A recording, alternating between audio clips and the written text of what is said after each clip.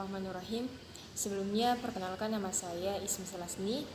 Di sini saya akan membahas bagian yang pertama, ialah pembagian hadis dari segi kuantitas sanad. Jadi ditinjau dari segi kuantitasnya adalah kuantitas hadis di sini, yaitu dari segi jumlah orang yang meriwayatkan suatu hadis atau dari segi jumlah sanadnya. Jadi ada dua pembahasannya, yakni yang pertama hadis mutawatir. Perlu diketahui pengertian hadis mutawatir dari segi bahasa. Kata mutawatir berasal dari kata tawatur, yang berarti datangnya satu setelah satu dengan adanya jarak antar keduanya, atau at-tatabuh, yang berarti beriring-iringan atau berturut-turut antara satu dengan yang lain. Terus hadis mutawatir dari segi terminologis mempunyai banyak definisi. Salah satunya menurut Nurdin, hadis mutawatir adalah hadis yang diriwayatkan oleh sejumlah rawi yang tidak mungkin bersepakat untuk berdusta dari sejumlah rawi yang semisal mereka, dan seterusnya sampai akhir sanad, dan semuanya bersandar kepada panca indera. Sedangkan menurut Ajaj al-Khatib, hadis mutawatir adalah hadis yang diriwayatkan oleh sebagian besar perawi yang menurut adat mereka tidak mungkin bersepakat dusta dari masing-masing mereka, mulai dari awal sanad sampai akhir sanad. Ada satu hal yang tidak dapat dikategorikan dalam hadis mutawatir, yaitu segala berita yang diriwayatkan dengan tidak bersandar pada panca indera, seperti meriwayatkan tentang sifat-sifat manusia, baik yang terpuji maupun yang tercela. Juga segala berita yang diriwayatkan oleh orang banyak, tetapi mereka berkumpul untuk bersepakat mengadakan berita-berita secara dusta. Maka dari itu, hadis yang dapat dijadikan pegangan dasar hukum suatu perbuatan haruslah diyakini kebenarannya, karena kita tidak mendengar hadis itu langsung dari Nabi Muhammad SAW. Selanjutnya yang perlu diketahui ialah syarat-syarat hadis mutawatir. Jadi suatu hadis dapat dikatakan hadis mutawatir apabila memenuhi persyaratan berikut. Jadi yang pertama yaitu hadis yang diberitakan oleh rawi-rawi tersebut harus berdasarkan tanggapan atau daya tangkap panca indera. Yang kedua, diriwayatkan oleh perawi yang banyak. Terus yang ketiga, bilangan para perawi mencapai suatu jumlah yang menurut adat mustahil mereka untuk berdusta. Terus yang keempat, seimbang jumlah para perawi sejak dalam tabaqat atau lapisan atau tingkatan pertama maupun tabaqat berikutnya. Hadis mutawatir yang memenuhi syarat-syarat seperti ini tidak banyak jumlahnya. Bahkan Ibnu Hibban dan Al-Hazimi menyatakan bahwa hadis mutawatir tidak mungkin terdapat karena persyaratan yang demikian ketatnya. Sedangkan Ibnu Salah berpendapat bahwa mutawatir itu memang ada, tetapi jumlahnya hanya sedikit. Selanjutnya yang perlu diketahui ialah pembagian hadis mutawatir. Para ulama membagi hadis mutawatir menjadi 3 macam, yaitu yang pertama mutawatir lafdi. Hadis mutawatir lafdi adalah hadis yang mutawatir lafaz dan maknanya. Contoh hadisnya adalah sebagaimana hadis dari Abu Hurairah dari Rasulullah SAW yang berbunyi, barang siapa yang sengaja berdusta atas namaku, maka hendaklah tempatnya di neraka. Hadis riwayat Bukhari. Terus yang kedua, hadis mutawatir maknawi. Yang dimaksud dengan hadis mutawatir maknawi adalah hadis yang berlainan bunyi dan maknanya, tetapi dapat diambil makna yang umum. Jadi hadis mutawatir maknawi adalah hadis mutawatir yang para perawinya berbeda dalam menyusun redaksi hadis tersebut, namun terdapat persesuaian atau kesamaan dalam maknanya. Contoh hadis mutawatir maknawi adalah hadis yang menerangkan tentang kedudukan niat dalam perbuatan. Hadis-hadis semacam ini banyak sekali meskipun terdapat dalam berbagai kasus. Selanjutnya mutawatir amali. Hadis mutawatir amali adalah suatu yang diketahui dengan mudah bahwa ia dari agama dan telah mutawatir ini di kalangan umat Islam, bahwa Nabi SAW mengajarkannya atau menyuruhnya atas selain dari itu.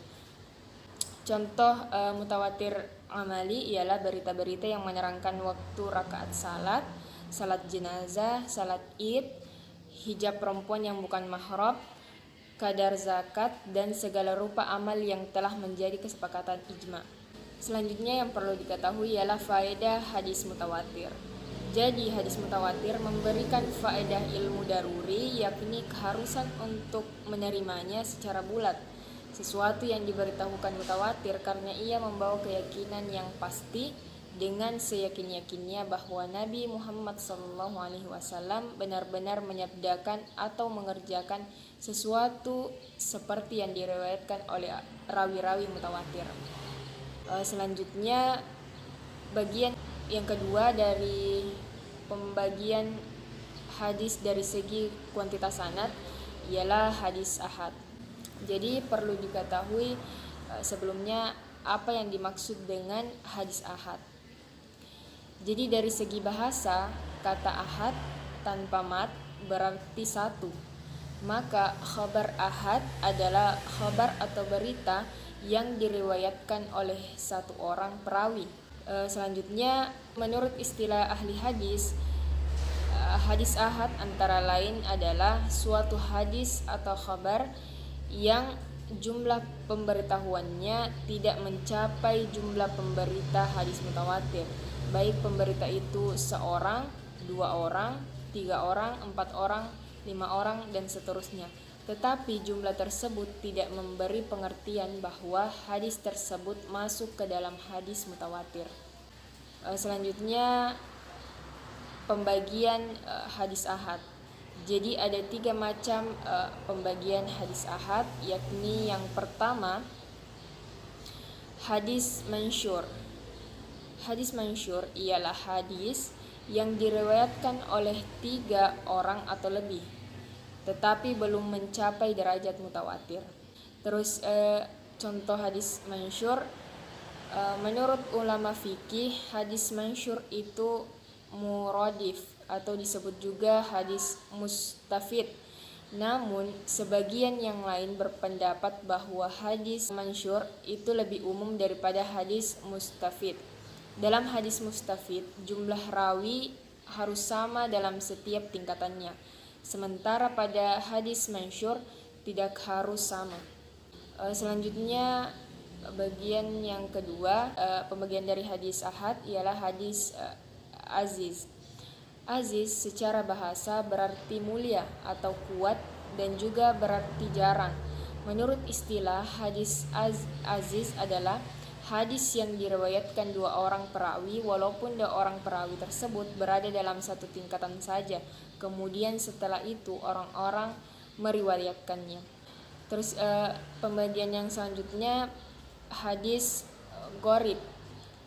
Jadi hadis gharib yaitu hadis yang dalam sanadnya terdapat seseorang yang menyendiri dalam meriwayatkannya, di mana saja penyendirian dalam sanad itu terjadi. Maksudnya penyendirian itu bisa berjumlah personalianya atau sendiri dalam sifat atau keadaan perawi-perawi lainnya yang meriwayatkan hadis tersebut. Terus yang perlu diketahui selanjutnya ialah faedah hadis ahad. Jadi para ulama sependapat bahwa hadis ahad tidak pasti sebagaimana hadis mutawatir. Hadis ahad hanya memfaedahkan zan. Oleh karena itu masih perlu diadakan penyelidikan sehingga dapat diketahui makbul dan mardudnya. Jamhur ulama berpendapat bahwa hadis ahad adalah hujjah syariah yang harus diterima dan diamalkan oleh umat Islam selama hadis tersebut memenuhi beberapa kriteria dan syarat tertentu. Dan kalau ternyata telah diketahui bahwa hadis tersebut tidak tertolak dalam arti makbul, maka mereka sepakat bahwa hadis tersebut wajib untuk diamalkan sebagaimana hadis mutawatir. Bismillahirrahmanirrahim. Assalamualaikum warahmatullahi wabarakatuh. Perkenalkan, nama saya Miftahul Haira dengan NIM 8628202127. Jadi di sini saya akan melanjutkan pembahasan materi mengenai pembagian hadis dari segi kuantitas dan kualitas sanad. Yang saya akan bahas adalah pembagian hadis dari segi kualitas sanad. Jadi pembagian hadis dari segi kualitas sanad, yang pertama adalah hadis sahih. Hadis sahih menurut bahasa berarti yang sehat, yang selamat, yang benar, yang sah, dan yang sempurna. Para ulama biasa menyebut kata sahih ini sebagai lawan dari kata sakim atau sakit. Maka kata hadis sahih menurut bahasa berarti hadis yang sah, hadis yang sehat, atau hadis yang selamat. Sedangkan secara terminologi, hadis sahih didefinisikan oleh Ibnu Salah, yaitu hadis yang disandarkan kepada Nabi Muhammad SAW yang sanadnya bersambung, diriwayatkan oleh perawi yang adil dan dabit hingga sampai akhir sanad, dan tidak ada kejanggalan dan tidak pula berilat. Kemudian ada syarat-syarat sehingga hadis tersebut bisa dikategorikan menjadi hadis sahih. Yang pertama, diriwayatkan oleh para perawi yang adil. Yang kedua, kedabitan para perawinya harus sempurna. Yang ketiga, antara satu sanad dengan sanad lainnya harus bersambung. Yang keempat, tidak mengandung cacat atau ilat. Dan yang terakhir itu matanya tidak janggal atau syadz. Kemudian hadis sahih ini terbagi menjadi dua, yaitu hadis sahih li zatihi dan hadis sahih li ghairihi. Hadis sahih li zatihi adalah hadis sahih yang sahih dengan sendirinya, sementara sahih li ghairihi adalah hadis yang kesahihannya dibantu oleh adanya keterangan lain. Kemudian hadis yang kedua adalah hadis hasan. Hadis hasan menurut bahasa berarti hadis yang baik. Para ulama menjelaskan bahwa hadis hasan tidak berilat dan tidak mengandung kejanggalan.